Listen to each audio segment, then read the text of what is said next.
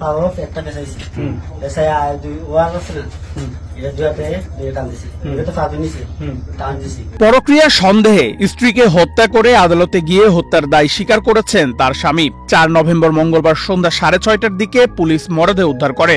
এর আগে একই দিন সকালে অভিযুক্ত রাজন মিয়া আদালতে গিয়ে হত্যার দায় স্বীকার করেছেন বলে জানিয়েছে পুলিশ।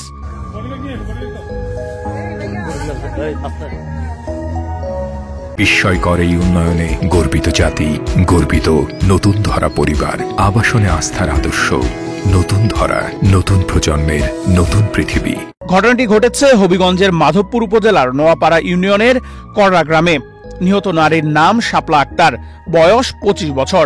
তিনি সিলেটের দক্ষিণ সুরমা এলাকার রাজন মিয়ার স্ত্রী। দীর্ঘদিন ধরে ব্যবসার কাজে এ দম্পতি মাধবপুর থানার কররা গ্রামে ভাড়া বাসায় বসবাস করছিলেন। মোহাম্মদ রাজন মিয়া, বয়স কত? বয়স 22 বছর। বাড়ি কোথায়? ভাই নবীগঞ্জের সাতিয়াল।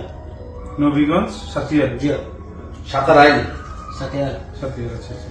কি করেন আপনি? আমি বাসা রুমে সাহি করি। কালকে এই কালকে পরে কি? আমি তো বলতে পারলাম না যে কি বেতন বেশি হতে পারে। অনুমানটা কত? অনুমানে তোমার 11:30 তারপরে আমার পাঠাইছে তো আইডি এমএম কাইনি যাও ওদিকে অবশ্যই এটা চলে আসে। পুলিশ জানায় পরক্রিয়া সন্দেহ ও পারিবারিক কলহ নিয়ে স্বামী স্ত্রীর মধ্যে প্রায় ঝগড়া হতো। 3 নভেম্বর সোমবার রাতে সেই কলহের জেরে রাজন মিয়ার স্ত্রী শাপলাকে শ্বাসরোধে হত্যা করেন। এরপর মরদেহ ঘরের পাশের বালুর স্তূপে লুকিয়ে রাখেন। পরের দিন সকালে রাজন নিজেই আদালতে গিয়ে হত্যার দায় স্বীকার করেন। আদালত তাৎক্ষণিকভাবে মাধবপুর থানা পুলিশকে ঘটনাস্থলে গিয়ে তদন্তের নির্দেশ দেন। পরে সন্ধ্যায় পুলিশ বালুর স্তূপ খুঁড়ে মরদেহ উদ্ধার করে এবং রাজন মিয়াকে আটক করে।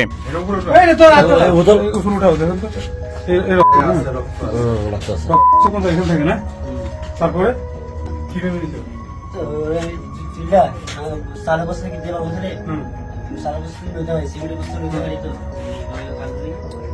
এ বিষয়ে মাধবপুর থানার ভারপ্রাপ্ত কর্মকর্তা শহীদুল্লাহ বলেন, লাশ উদ্ধার করা হয়েছে। ময়নাতদন্তের পর পরবর্তী আইনগত ব্যবস্থা গ্রহণ করা হবে।